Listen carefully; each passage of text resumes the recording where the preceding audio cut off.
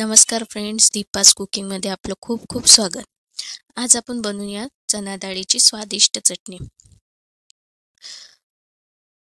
त्यासाठी लागणारे 4 ते 5 तास भिजवलेली चणा डाळ. चणा डाळ एका मिक्सरच्या भांड्यामध्ये काढून घेऊ.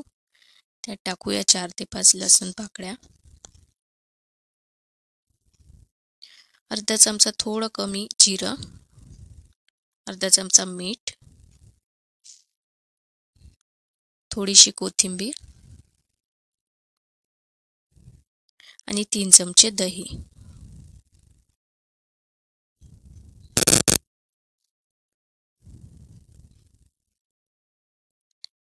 आणि थोडंसं चवीपुरतं साखर घालून घेऊया आणि सर्व साहित्य छान मिक्सरमध्ये बारीक करून घेऊ. बघू शकता इथे जाडसर मिश्रण तयार झालं आहे. आता यात थोडंसं 1 चमचा दही घालूया आणि थोडंसं पाणी घालून घेऊया. परत एकदा मिक्सरमधून काढून घेऊ.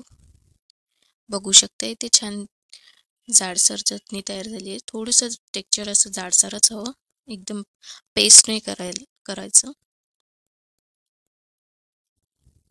आता यावर फोडणी घालण्यासाठी फोडणी तयार करून घेऊ.